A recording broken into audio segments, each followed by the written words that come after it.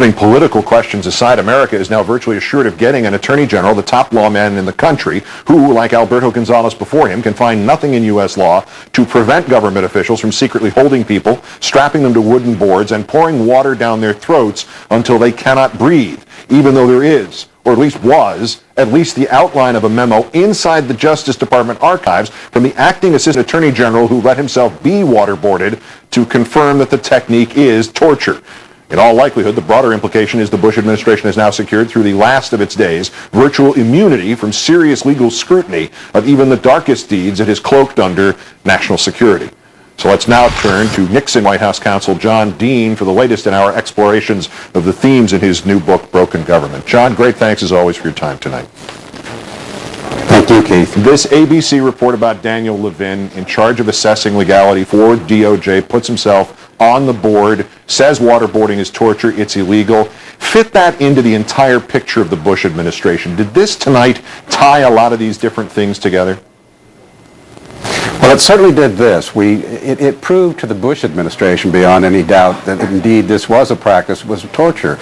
This is not a new revelation, since this device and technique has been around since the Spanish Inquisition. We prosecuted people after World War II for waterboarding, so the fact that they had to find one of their own, or one of their own had some doubt and went out and tested it, should have certainly drilled it home, and it certainly did put them internally, if they indeed have broken the law, on good notice that indeed they were breaking the law.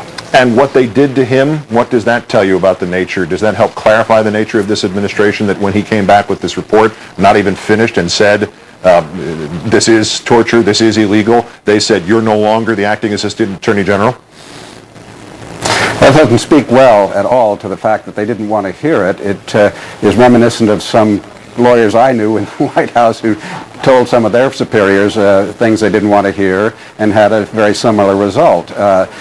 When your superior doesn't want to hear this, there's a good reason. They're covering up something, and that appears to be exactly what's going on here, Keith, obviously. There was a second ABC report that suggested tonight that waterboarding had only been used on 3 detainees. Khalid Sheikh Mohammed was one of them, 2 others, and it hadn't been used at all since 2003.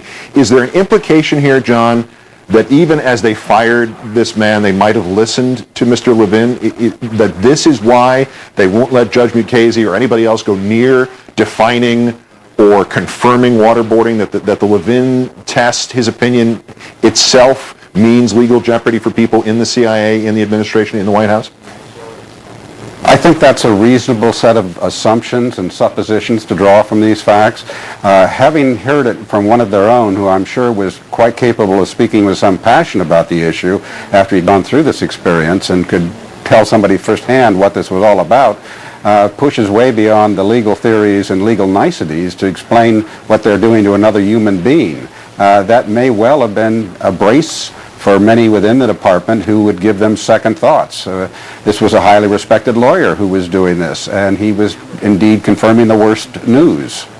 We have a theoretically opposition Congress poised now, in the wake of this, to knowingly confirm a man who leaves room for the possibility of legal waterboarding. Does this even transcend what you first imagined when you conceived of our government as broken government? In a sense it does, because one of the things that's troubled me, and one of the things that prompted my book, was the refusal of the Democrats on issues like this, when the Republicans are gaming the system, when they are pushing the envelope, to fail to stand up and go nose to nose with them. And that seems to be happening again, Keith. We don't have the full story. It hasn't totally unfolded. We're certainly looking at a high likelihood that this man is going to be confirmed. And they put the issue of torture and waterboarding on the table, and now they're walking away from it. So this is exactly the kind of problem I was explaining in the book, and the reason that we have a government that's off of its constitutional foundations in many areas. Especially when Mr. Levin, albeit somewhat belatedly and probably totally unintentionally, is holding the door open for the Democrats and inviting them to fix this part of the broken government. John Dean, author of the book of the same name. As always, John, great thanks. Thank you. Rough day for the president and the vice